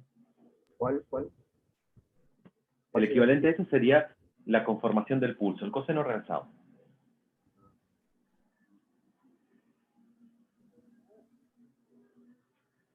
Por ejemplo, pensado para minimizar la interferencia intersímbolo, ¿sí? ¿Estamos ahí? Sí, ese sería para el caso inalámbrico, ¿no? La del coseno El caso realizado. inalámbrico. Sí, porque esto está más pensado para el caso cableado. Fíjense que la media nula es para no tener circulación de corriente, básicamente. ¿Sí? Bien. Un caso particular, este es el no retorno a cero y el retorno a cero, que hay que pensarlo dentro del tiempo o el spot de bits. ¿Sí? El spot del pulso. Fíjense que por cada pulso, nosotros podemos pensar que tiene un bit de información o más de un bit de información. ¿Sí? Eso es algo que se va a aclarar luego en la próxima clase cuando vean con el ingeniero Ferro teoría de la información. Pero en principio, sepan que hay una diferencia entre pulsos y la cantidad de información que lleva ese pulso. A veces nosotros hablamos indistintamente de 1 megabit por segundo, como si fuera que tenemos 1 millón de pulsos, y en realidad no es tan así. Vamos a hacer la diferencia entre la cantidad de pulsos por segundo y la cantidad de bits por segundo. A la cantidad de pulsos por segundo también es conocida como baudios. ¿Les suena esto? Sí, El ingeniero francés Baudot. El baud rate cuando hacemos comunicación serial con un microcontrolador. Exactamente. A eso se refiere a los pulsos. Ahora, que los pulsos puedan tener un bit o más de un bit de información es otra cosa. ¿Sí? Entonces, en algún momento va a haber diferencia entre lo que es el baud rate y justamente el bit rate. O sea que el bit rate puede ser mayor al baud rate. Exactamente. Si transmito Puede 2 ser bits mayor. por segundo. Puede ser mayor. Puede ser distinto. ¿Sí? O sea que puede ser menor también. No es el caso usual, pero puede ser menor también.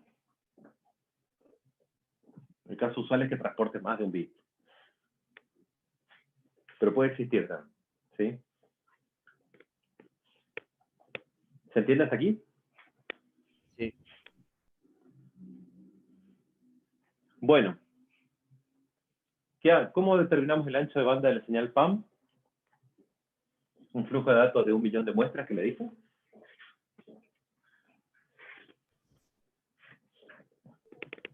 Con el teorema de Nyquist. Ok.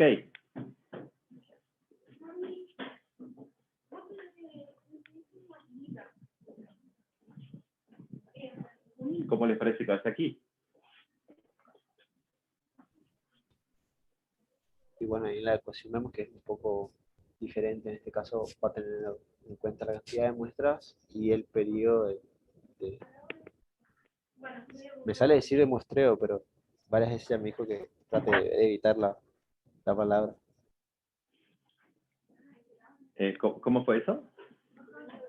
No, que ayer yo mencioné el momento de frecuencia de muestreo y que a esta altura no deberíamos hablar de la frecuencia de muestreo, sino del bitrate. Bueno, en este caso la nomenclatura y los libros que van a ver todavía le siguen haciendo relación al sampling, al muestreo, porque fíjense que fue pegado a PAM. ¿Sí? Y todavía vemos la señal analógica ahí, como parte de didáctica, ¿no? Esta es la señal analógica. Por eso creo que fui yo el que les dije que una vez que abandonemos la señal analógica, chao, ya no sabemos de dónde viene. Vamos a tener tasas de datos. Pero aquí en este ejemplo todavía está presente la señal analógica. Entonces, está bien. Es un sampling todavía.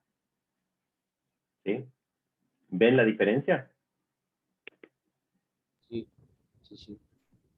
Perfecto. Bueno, en el caso, entonces, si teníamos, fíjense que ahora esta tasa de datos va a depender un poco de n. ¿Qué es n? Son los niveles de cuantización. ¿Sí? Entonces, para 8, ¿cuántos niveles de cuantización tenemos? Perdón. Para 8 niveles de cuantización, ¿cuál es el logaritmo base 2 de los niveles de cuantización? 3. Bien.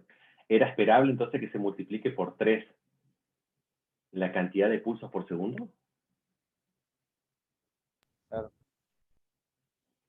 Lo ven aquí, lo van a ver. Fíjense que por cada uno de estos pods de tiempo T sub S, 2 T sub S, ahora hay posiblemente 3 pulsos. Por lo tanto, la cantidad de pulsos por segundo claramente se va a multiplicar por 3. ¿Sí? Si yo elijo codificar con 4 bits,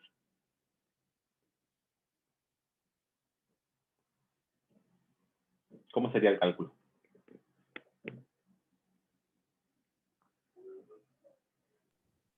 Y daría 2 en lugar de 3. ¿Cómo quedó ahora 3? No entiendo. No, que digamos, en vez de dividir por 3, dividiríamos por 2. Yo no dividiría.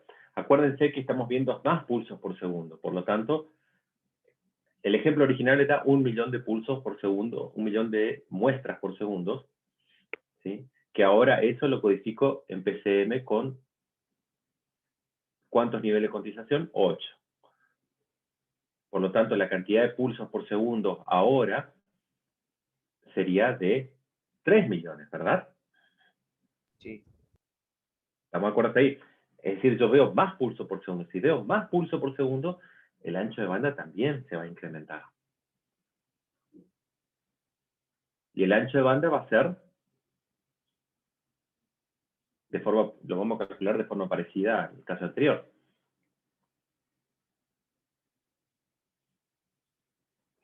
$1.5 mega.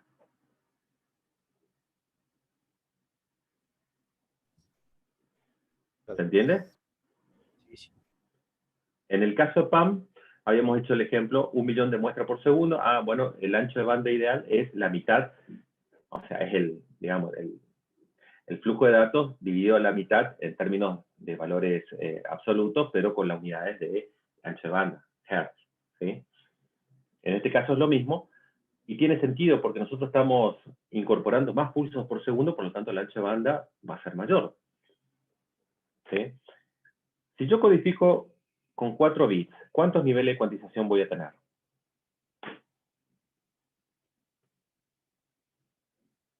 ¿16? Bien. Por lo tanto, logaritmo en base a 2 de 16.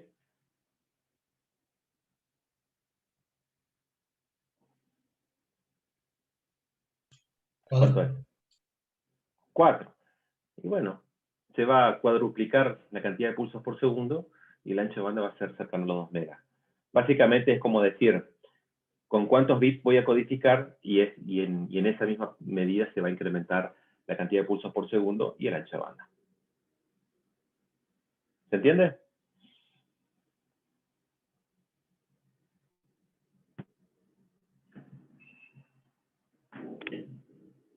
Sí, Al sí, parecer no. sí, Ah, sí. bueno. Está, perfecto. Bueno, seguimos entonces.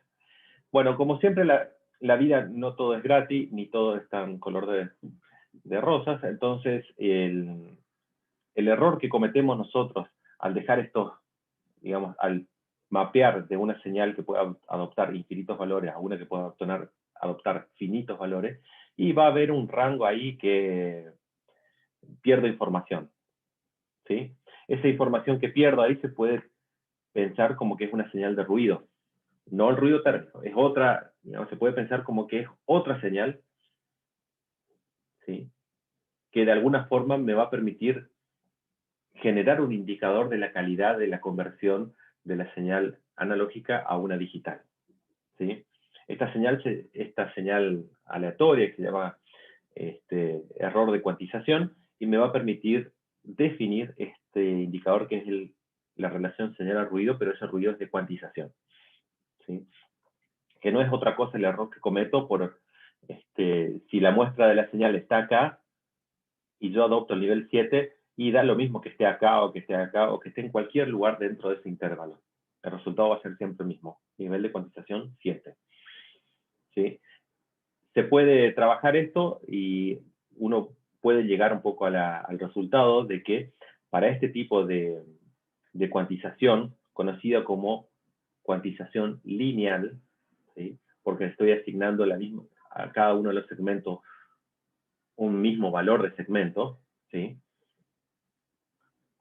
Yo puedo encontrar que por cada 4,8, perdón, por cada bit que agrego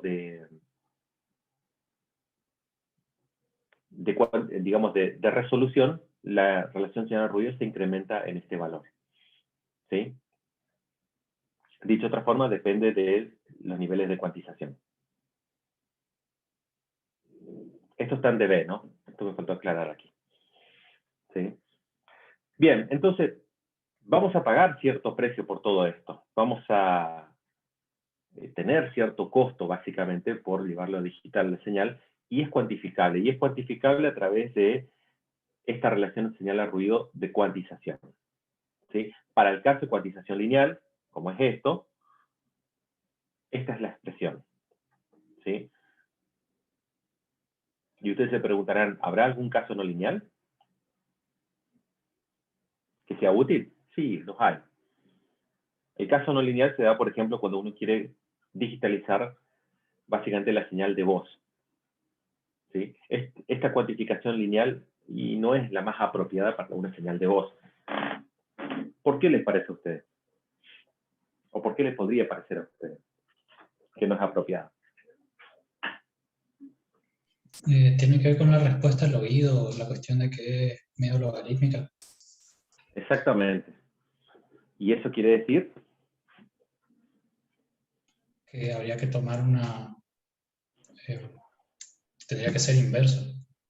No recuerdo bien ahora, pero me acuerdo que se tomaban los resistores exponenciales, creo, para controlar los knobs de audio, de volumen. Claro.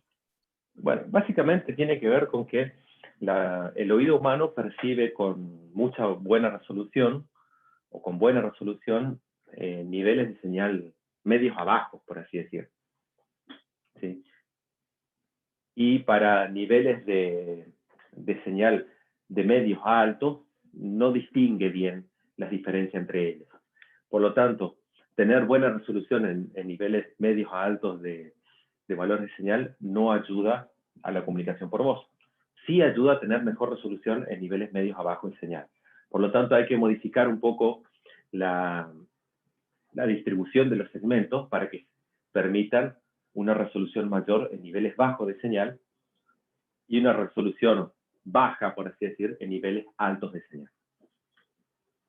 Eso lleva un poco al efecto de que uno escucha bien, en una comunicación telefónica, uno escucha bien a una persona cuando está hablando a niveles normales, pero si te grita por teléfono, los niveles de los gritos no se trasladan exactamente al otro lado. ¿Sí? Se trasladan de forma mal, digamos. ¿Sí? ¿Entiende esto?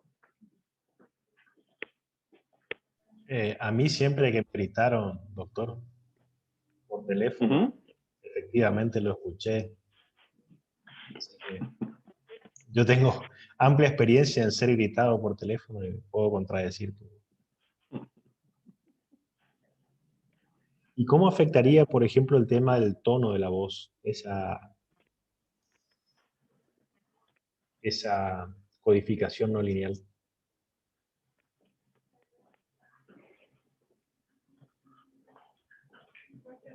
¿El tono o el timbre?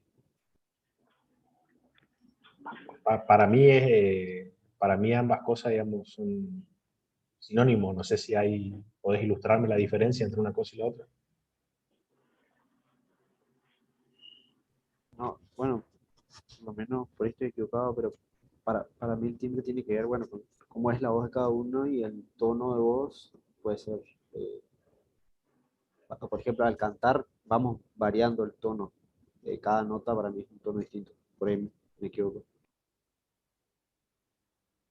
Sí, pero para mí son cosas distintas. Pero bueno. Sí, en realidad, en el contexto siempre se ocupa, por ejemplo, las guitarras tienen una perilla que es de tono, pero eso no cambia la frecuencia. Pero usualmente uno dice tono también y se refiere a esa frecuencia, entonces depende un poco de qué es lo que uno está hablando. Pero en sí, yo, por ahí, bueno, Tilio sabe más que yo de eso, pero bastante más que yo.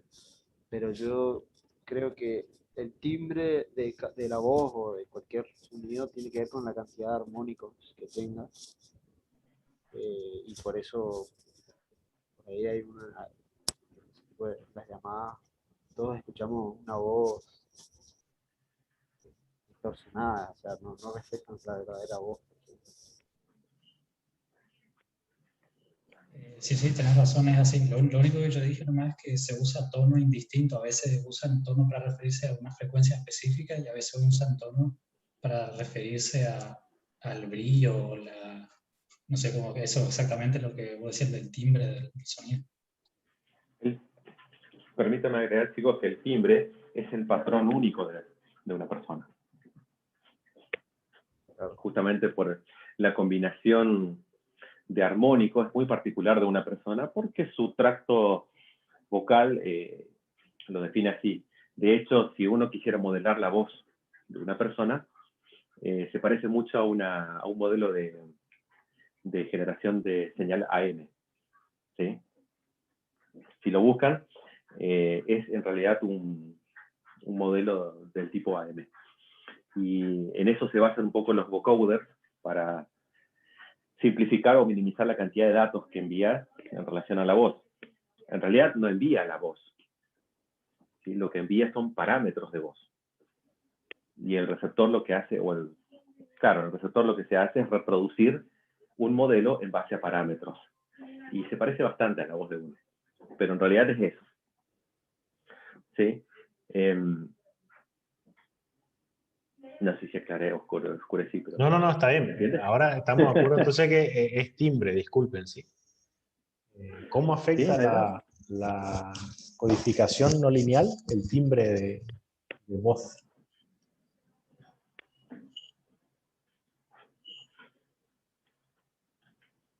Si lo afecta, ¿no? Bueno, tengamos en cuenta que esto tiene que ver con niveles de amplitud, ¿no?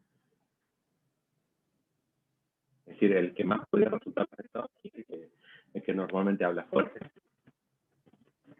Fuerte en términos relativos de otra persona, ¿no? El que generalmente habla muy despacito, muy calladito, podría salir beneficiado, por así decirlo. pero el que tiene una voz fuerte, así sea aguda o grave, pero fuerte, bueno, es el que más podría resultar dañado. ¿Sí? Se me están ocurriendo muchos ejemplos ahora que lo menciono. ¿De gente que grita o de qué podría pasar? Comentalo, No, comentalo. en mi familia materna, sobre todo, hay una costumbre de hablar muy fuerte.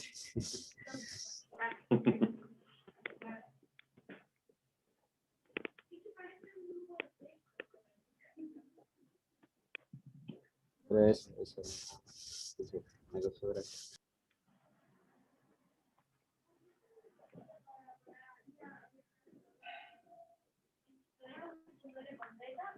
Bueno, seguimos.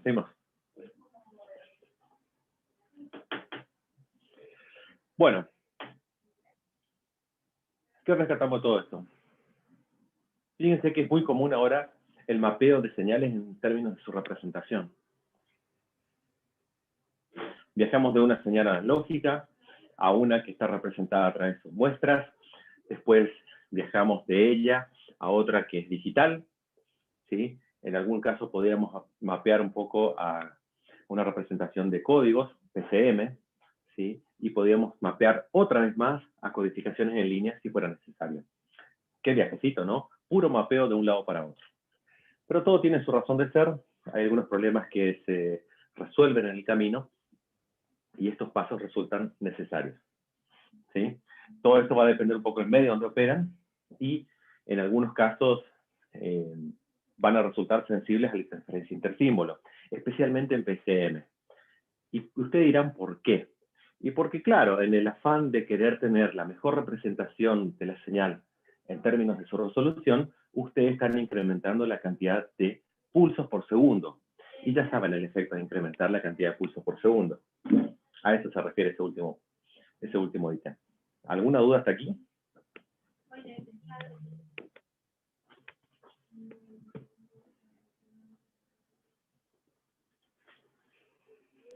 Creo que no.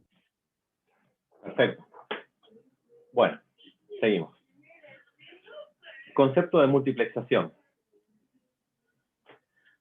Ya habíamos adelantado un poquitito al principio de la clase un poco el bloque y dónde podría estar jugando. Y ya vimos un poquito, o ya lo discutimos un poquito, cómo podría implementarse. Es intercalar pulsos, básicamente. ¿Sí? En el caso analógico, se trata de enviar señales simultáneas que puedan ser separables en los receptores. ¿Sí? En digital, es ocupar esos espacios vacíos entre muestras. ¿Sí? Bueno, hay varias formas de multiplexar.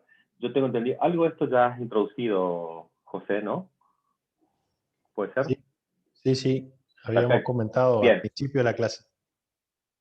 Bien, de la materia. Bien, perfecto, vamos un poco más rápido entonces. Varios esquemas de multiplexación existen, ya sea en el dominio donde uno lo esté mirando, en frecuencia, en el tiempo, ¿sí? Aprovechando que las señales pueden ser ortogonales. Si las señales son ortogonales que estamos enviando, pueden convivir en el mismo dominio, ¿sí? Eso es un poco esta gráfica. Esta gráfica puede ser temporal o puede ser frecuencial. Lo importante es saber de que estas gráficas son ortogonales entre sí y permite separar un poco la información de ellas, por más que convivan todos juntas en el mismo dominio. Esto va a permitir, por ejemplo, trabajar con distintos esquemas con esquemas de modulación que conviven todos en un mismo dominio de frecuencia, ¿sí? Que después el receptor, de alguna forma, a través de distintas bandas, en este caso de división de frecuencias, puede separar la información que corresponde a cada uno de los receptores. ¿Sí? La multiplexación en cuadratura tiene que ver con estas señales ortogonales. Fíjense que aquí tenemos un coseno, tenemos un seno. Qué parecido que es a la arquitectura del 0 y f, ¿no? de la SDR. ¿Sí? De alguna forma estamos trabajando de manera similar. Si ustedes vuelven a multiplicar la señal original, esta que se transmite aquí, por un coseno o por un seno, vuelven a recuperar la señal original. Hay algunos detalles de cómo resolver aquí, ¿sí? Eso entiendo que ya lo vieron, así que eso lo pasamos. Bueno, la multiplicación por división de tiempo no es otra cosa que lo que estuvimos charlando hoy más al principio de la clase, especialmente cuando tenemos muestras. Entonces, las muestras del Information Source 1, esa, por ejemplo, la vamos a intercalar con la del número 2, la vamos a intercalar con la del número 3, aprovechando esos espacios vacíos que hay. El resultado final va a ser un aumento de la cantidad de pulsos por segundo que voy a tener en transmisión, que después va a ser problema al receptor de alguna forma, separarlos nuevamente para poder derivar la información a donde corresponde. Claramente esto se hace a través de un circuito de sincronización que es fundamental para este esquema. Un poco más de detalles, ¿sí? Fíjense que el multiplexador de alguna forma combina los pulsos de las distintas fuentes en un flujo de pulsos de mayor velocidad, que es lo que estuvimos diciendo. Esto permite obtener en general una alta eficiencia para esquemas sincrónicos. Es decir, en esto se basa, por ejemplo, en el agregado de estos pulsos se basa, por ejemplo, las jerarquías digitales síncronas, que es una manera de transportar muchísima cantidad de datos en grandes volúmenes y después recuperar información que corresponde a cada usuario. ¿Sí? Este tipo de tecnologías son ya propias de redes de banda ancha, pero como para darles una idea de por qué se podría usar la multiplexación, por qué podría ser útil. En fibra óptica también se utiliza esto, ¿verdad, José? Sí, Horacio, hay, ¿cómo se llama? La tecnología GPON o NPON, digamos, ya sea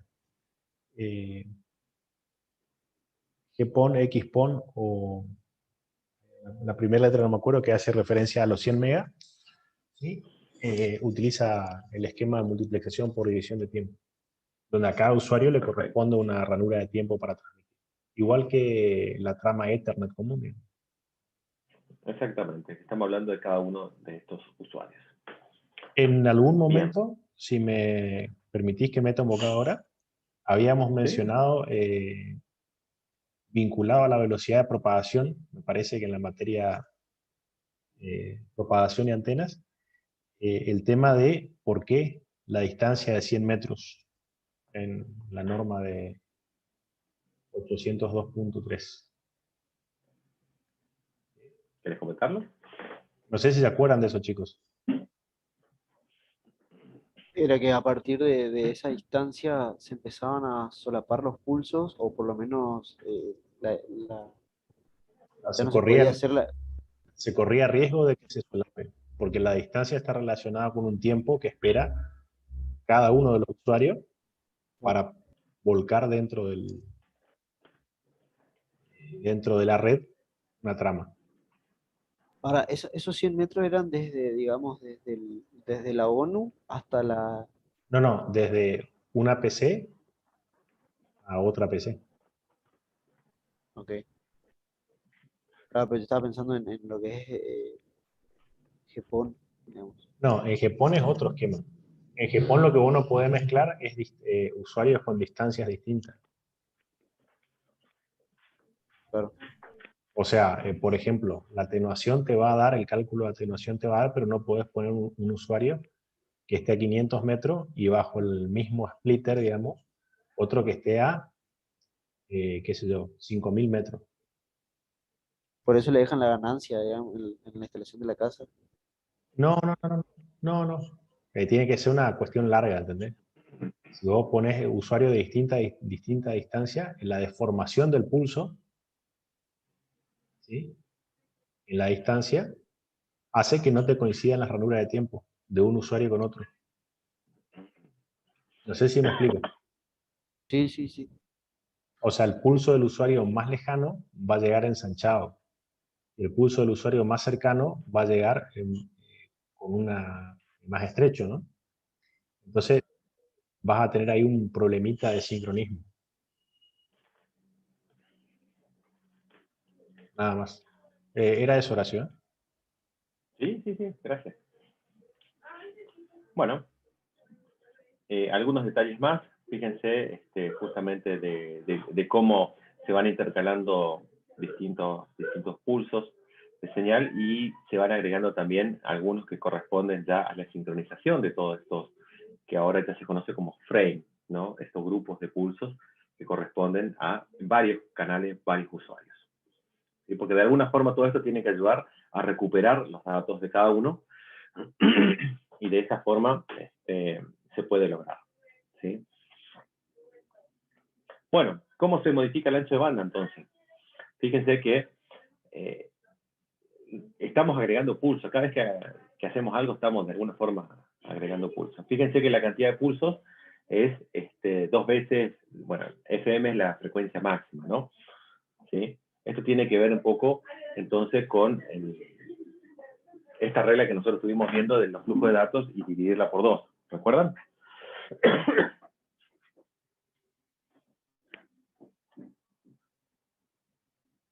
¿Sí? ¿Más o menos? ¿No?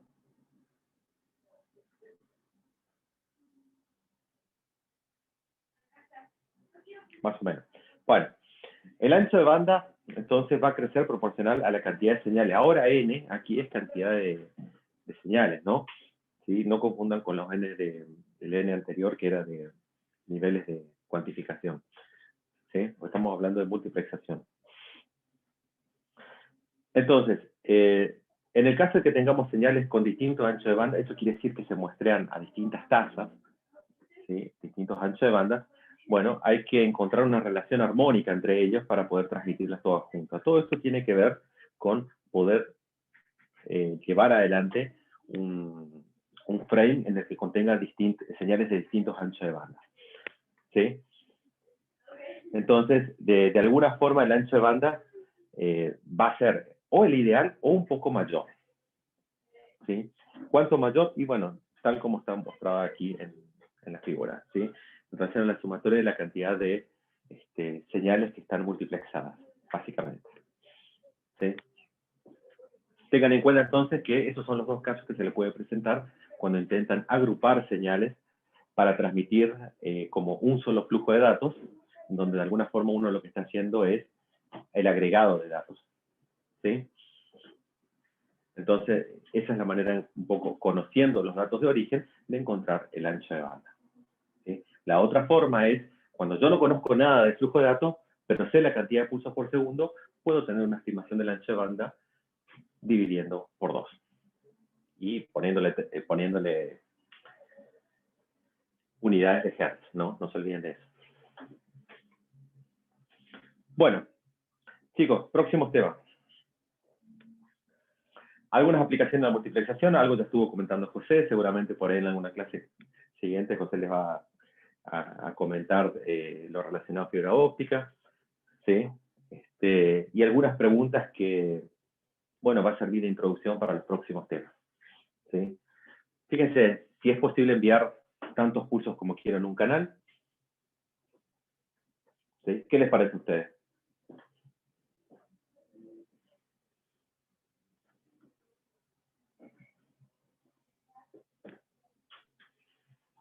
Hola. Charla con delay. Sí, estoy pensando, cuando hablamos de eso, Estamos hablando de interferencia entre símbolos, filtros de entrada y salida. ¿Sí? Hasta ahora lo vimos todo de manera conceptual. Entonces yo creo que ya, y en este año lo que hicimos fue intercambiar un poquito alguna filosofía de ir metiendo un poco de entrada en la materia algunos de estos conceptos. Si no, originalmente recién aquí se veía.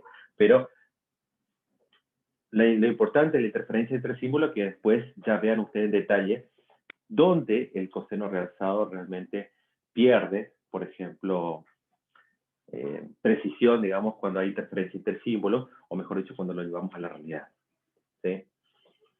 ¿Se acuerdan ustedes que por ahí en algún práctico se pretendió estudiar esto? Quizá por ahí, en ese momento, no quedaba muy en claro cuál era el impacto de que uno sintetizara un filtro coseno realzado a través de unos pocos coeficientes de filtro FIR. ¿Sí? Lo que va a ocurrir ahí, un poquitito, es que el 0 no va a ser 0 en el momento de la muestra y vamos a tener alguna interferencia entre símbolos remanentes. Bueno, ¿cuál de estos filtros que más me conviene frente al ruido?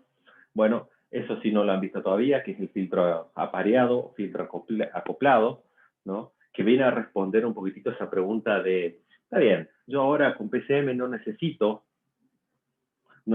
más reconocer la forma de onda de la señal, sino que necesito reconocer la presencia o ausencia de la misma.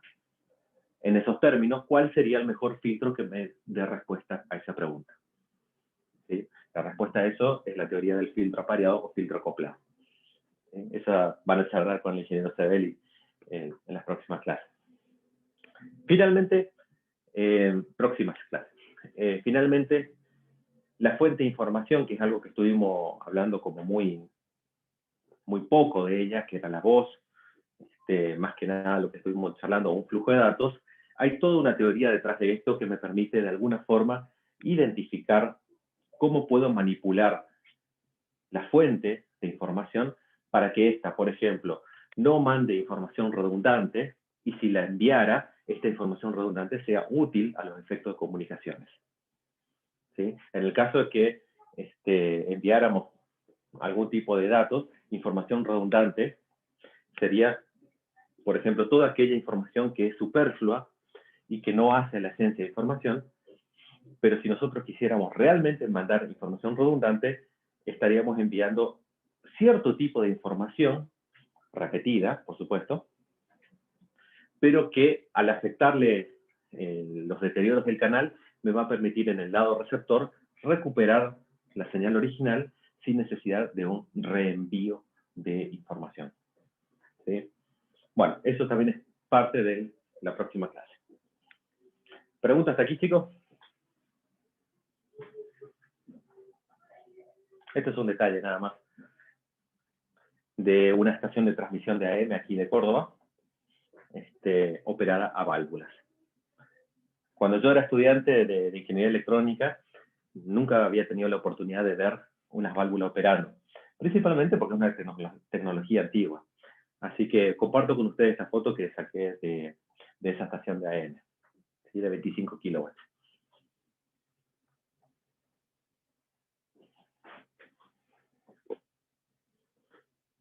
¿Alguna pregunta, chicos?